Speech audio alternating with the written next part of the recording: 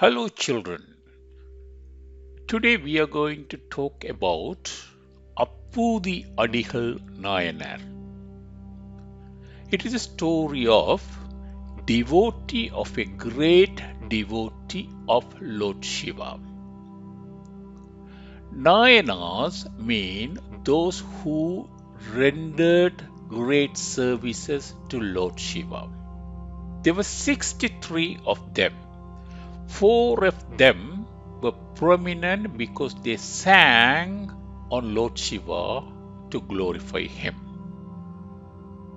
Appar was one of those 4, and Apoothi Adikal was a devotee of Appar, the great devotee of Lord Shiva. Let us start now. Apoothi Adikal Nayanar. Apoothi Adikal was born in the village of Tingalur in the Chola kingdom in the 7th century AD. Presently in the Thanjavur district in the Indian state of Tamil Nadu. The village is famous for its Kailasanatha temple dedicated to Lord Shiva, the first and foremost god of Shaivism. Apoothi Adikal belonged to the Pallava caste, which is also known as Castriya. His family had the job of reciting the Vedic scriptures. He was a staunch devotee of Lord Shiva and a follower of Appar, who he regarded as his guru, even though he has never met Appar in person. Out of love of his guru, he named his son, cows, and everything else in his house as Tirunavukarasu, another name of Appar. He worshipped Appar and erected rest houses or madalayam and water bundles, serving out water and buttermilk drinks to the thirsty pilgrims who come all the way to worship at Kailasanatha temple. He also dug ponds for devotees of Lord Shiva to dip themselves before entering the temples and named them after Appar, his guru. Once, after worshipping at the Shiva temple at Tiruppuvanam, Appar decided to visit Lord Shiva at Kailasanatha temple at Tingalur. Walking a long distance, he became very thirsty.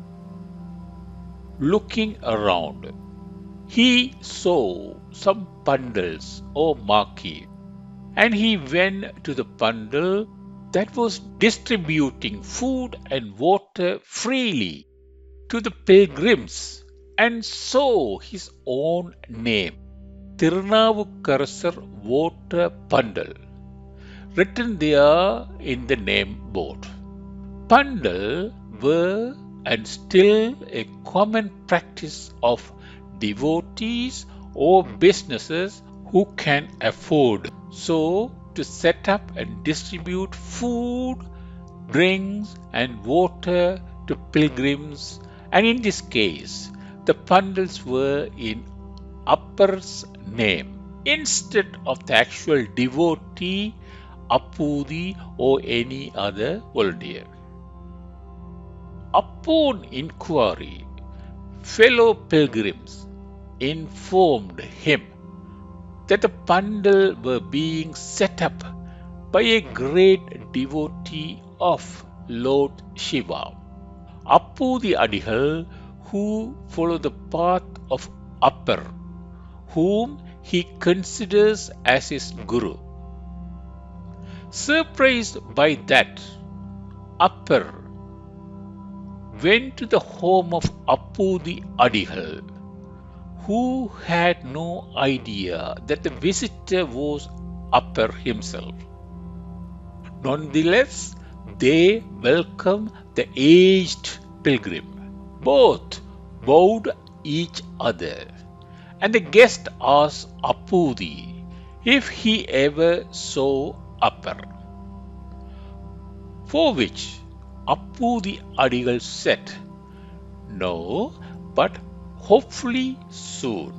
And then Upper politely asked the reason why he did not name the pandals after himself, but in the name of somebody else whom he never met. Was that guy, Tirunavukkarasar, worthy of this? Asked Upper with great politeness. Apoothi was very annoyed by the casual reference of the name of his guru. He said he was disappointed that the guest, who seemed to be an aged devotee of Lord Shiva, never heard of Upper or his greatness or even the services he was tendering to Shaivism.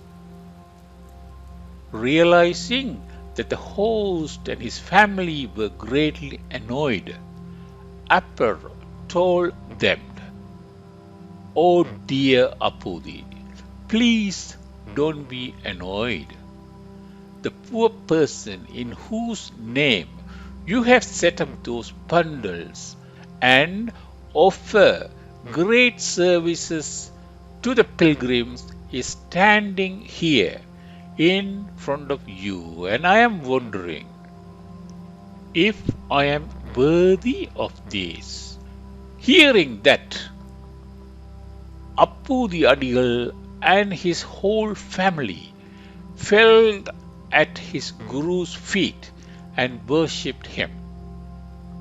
Along with his family, he washed Upper's feet and sprinkled the holy water on him and his kid. He then requested Upper to have lunch with them. Upper consented, but told them while they were preparing the lunch, he will go to the temple to worship the Lord and get back to join them at lunch. Apoothi's wife cooked various delicacies and called out her son, who also called Tirunavukkarasar, to rush to the backyard garden to fetch some banana leaves for the guest and the family. Traditionally, the lunch is served on a banana leaf, which is an ancient tradition but still being followed. It was so unfortunate that while clipping the leaf from the banana tree, a snake bit him.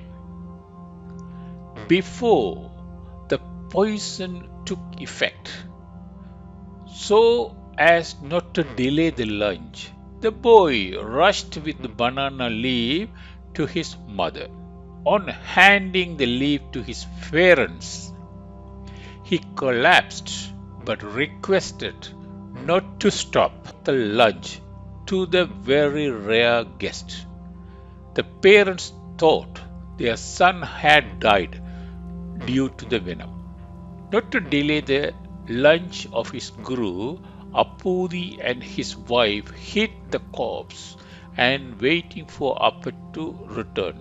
A short time later, Appa came in, and before lunch he wanted to bless the family and give out the holy ash Vibhuti or Tirunuru to the family.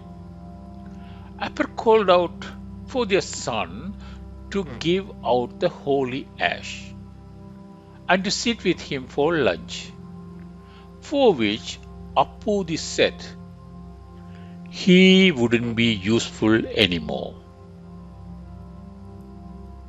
Noticing their faces, Apar realized something was not right there. Upon further inquiry, Apoothi revealed the truth. Appalled, Apar got up, cried out and said, "How can you expect me to have this food knowing what had happened?" and asked them to show where the boy was. He carried the boy in his hand to the Lord Shiva's temple and laid in front of the sanctum and prayed to Lord Shiva with a Thevaram hymn known Ondru Kolam.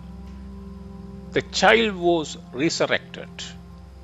In fact, they must have thought their son was dead while he had lost his consciousness. While the village people cheered, the relieved family apologized to Apar for the delayed lunch. Apar had the meal with Apoothi and the boy. The family requested Apar to stay with them for few more days, and Apar did so and returned to Tiruppuvanam. At Tiruppuvanam, Apar composed a hymn in honor of his host. Apoothi Adikal is said to have earned the grace of Shiva by serving Apar, his great devotee. The Periya Puranam also praises the devotion of the entire family, and Apoothi Adikal was referred to as Apoothi Adikal Nayanar, one of the 63 great volunteers of Lord Shiva.